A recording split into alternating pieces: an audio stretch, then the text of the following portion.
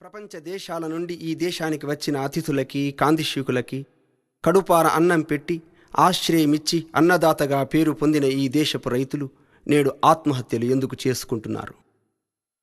18వ శతాబ్దం వరకు ప్రపంచ వ్యాపారంలో అన్ని రకాల వస్తువుల ఉత్పత్తుల్లో అమెరికా బ్రిటన్ల కంటే మించి 22% వాటాను కలిగి అగ్రదేశంగా వెలుగొందిన భారతదేశం నేడు ఈ ప్రపంచీకరణ యుగంలో 2% కూడా వ్యాపారం ఎందుకు చేయలేకపోతున్నది? ఈజిప్టులో మమ్మీ సమాధులపై కప్పే నాణ్యమైన వస్త్రాలను మొదలుకొని అన్ని దేశాల అవసరాలకు వస్తువుల్ని తయారు చేసి ఎగుమతి చేసి ఇచ్చిన ఈ దేశం నేడు తన అవసరాలకు పూర్తిగా విదేశాలపై ఆధారపడి ఎందుకు జీవిస్తున్నది? ఒక్క విదేశీ ఈస్ట్ ఇండియా కంపెనీ వ్యాపారం పేరుతో ఈ దేశానికి వచ్చి 200 సంవత్సరాలు మన ప్రజల్ని బానిసలుగా చేసుకుని పాలించింది.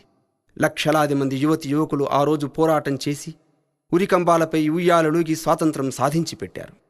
నేడు 1700 విదేశీ కంపెనీలు అన్ని జీవన రంగాలలో ప్రవేశించి పెత్తనం చేస్తుంటే వీటిని పసిగట్టి వీటి పని పట్టే యువతి యువకుల కొరత ఎందుకు ఏర్పడుతున్నది?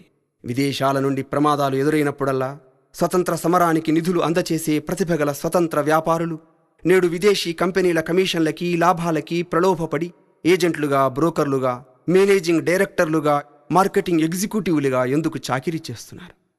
భారతదేశ సంస్కృతి సభ్యతల్ని ఆచారాల్ని సంప్రదాయాల్ని సంస్కారాల్ని ప్రపంచానికి చూపించే మన సినిమా రంగాలు టీవీ సీరియళ్లు ఈరోజు విదేశీ పాశ్చాత్య ప్రభావానికి ఎందుకు లోనవుతున్నాయి? ప్రజలు హీరోలుగా ఆరాధించే సినీ తారలు ఆటగాళ్లు విదేశీ కంపెనీలకు స్పాన్సర్లుగా ఎందుకు నటిస్తున్నారు? ఉగ్గుపాలతో దేశభక్తిని సంస్కారాల్ని రంగరించి పిల్లలను ఉత్తములుగా తీర్చిదిద్దాల్సిన స్త్రీమూర్తులు ఈరోజు విదేశీ కంపెనీల ఆఫర్లకి టీవీల ప్రభావానికి లోనై ఎందుకు డబ్బును శక్తిని వృధా చేస్తున్నారు? విద్యార్థులను జ్ఞాన సంపన్నులుగా ఉత్తమ పౌరులుగా మలచే ఉపాధ్యాయులు విద్యా సంస్థలు నేడు డబ్బుల మాయలో ర్యాంకుల హోరులో ఎందుకు కొట్టుకుని పోతున్నారు? ఆనాడు 12 సంవత్సరాల వయస్సు నుండి 24 సంవత్సరాల వయస్సులో ఒక ఖుదీరాం బోస్, భగత్ సింగ్, సుభాష్ బాబు, ఆజాద్ చంద్రశేఖర్, అల్లూరి సీతారామరాజు, వీర సావర్కర్, మదన్ లాల్ ధింగ్రా, ఝాన్సీ లక్ష్మి, తాంతియా తోపే, వాసుదేవ బలవంత ఫడకే, కేశవ బలిరాం, వివేకానంద, అరవిందుని వంటి నవ యువకులు ప్రదర్శించిన నిష్కలంకమైన దేశభక్తి, క్రమశిక్షణ, పట్టుదల నేడు విద్యార్థులు యువతీ యువకుల్లో ఎందుకు కొరవడుతున్నది? ఆదర్శంగా నిలవవలసిన నేటి నాయకులు అవినీతి కూపంలో మునిగి మన దేశ పరువు ప్రతిష్టల్ని మంటగలపడమే కాకుండా మన దేశాన్ని ప్రపంచ మార్కెట్లో అమ్మజూపే విదేశీ కంపెనీలకు ఎందుకు సాగిలపడిపోతున్నారు? గ్లోబలైజేషన్ యుగంలో ప్రపంచ దేశాల సరిహద్దు రేఖలు చెరిగిపోయి ఒక్కటవుతున్న ఈ దశలో 2 గ్రామాలకు నగరాలకు మధ్య, ధనికులకు పేదలకు మధ్య, ధనిక బస్తీలకి మురికి బస్తీలకు మధ్య, అపార్ట్మెంట్లలో ఫ్లాటుకు మధ్య, ఒకే కుటుంబంలో సభ్యుల మధ్య ఎందుకు సంబంధాలు దెబ్బతింటున్నాయి? దూరం ఎందుకు పెరుగుతున్నది?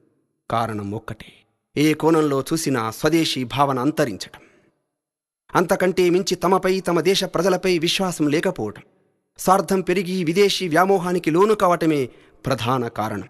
అందుకే మళ్లీ స్వదేశీ ఉద్యమం ఉవ్వెత్తున లేచి దేశ ప్రజల హృదయాలను ఉత్తేజితం చేయాలి. వందలాది విదేశీ కంపెనీల పెత్తనాన్ని పారద్రోలాలి.